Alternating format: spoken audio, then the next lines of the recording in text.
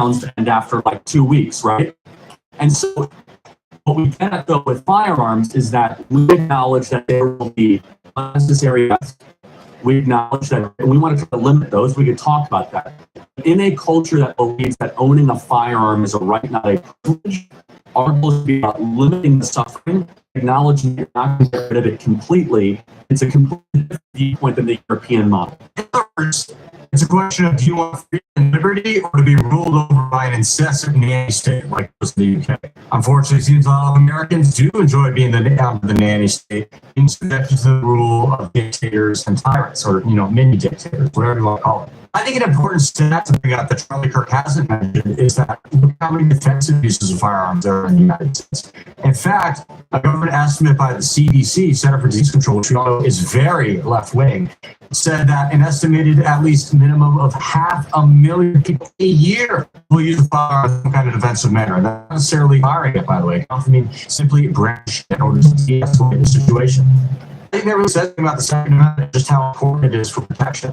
Also, as far as the statistics go with suicides and that kind of thing, there's a statistic about it. It's going to apply to you, of course, and I think that's something that's important to acknowledge, and it's not lost these kinds of discussions. The final point I'll say is, why do you think we believe it's a right?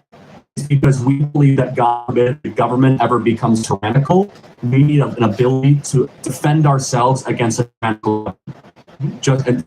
Please, your thoughts on this? Yes, absolutely.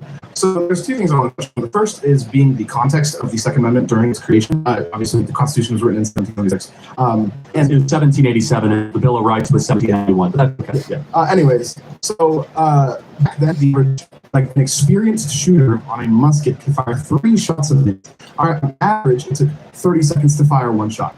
Today, AR-15s, traditionally, if it's a stock model, holds about 30 rounds in a magazine.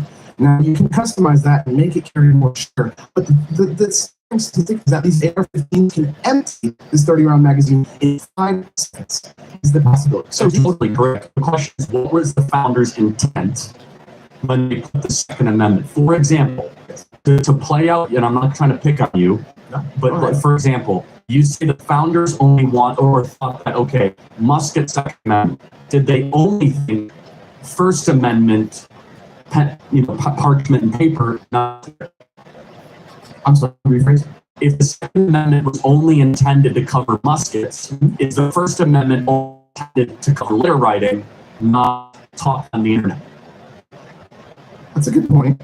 But here's the thing: these principles transcend technology, and that's where we come from. Is that you have a First Amendment right whether you're speaking freely on a message board or you're talking like the founding fathers would. You have a Second Amendment right whether it's a musket or whether it's an AR-15, because the principle and the truth that undergirds it. I'll let you in a second. Yeah. As if the founding fathers were so stupid they couldn't conceive that there would be improvements in firearm technology back when they made the Second Amendment. So forget that. Semi-automatic and not even automatic weapons didn't come that long of a time after the Second Amendment was formed. It really wasn't very long for the times, but stand the test of time. Why? Because it was consistent over time. Whereas you're a creature of your environment. Human nature changes based on nuances and the complexities around you. So, for example, we believe that the right to be able to petition your government and speak is something that is eternal and should never change. Does that make sense? Yeah, and when you refer to the First Amendment, are you talking about the right to speak freely, or are you talking about the right to live? Well, both. There's 2 parts of the First Amendment, the Free Expression Clause and the Establishment Clause. So it is, you basically have the right to petition your government for grievances or redresses, and the government shall not create basically a state religion or the free exercise thereof. That is the original wording of the First Amendment. So I can ask you how, if the government cannot create a national or state-run religion, when we have justices like Supreme Court Justice Clarence Thomas, who is making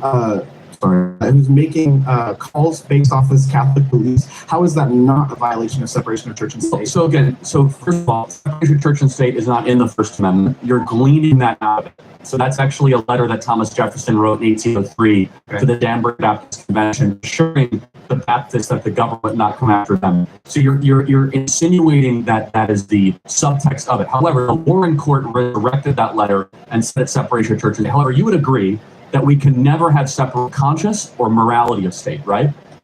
Can you elaborate? For example, you have somebody who's an office holder, the values that undergird them are going to be reflected in their decisions, of course. So that's what's happening with Clarence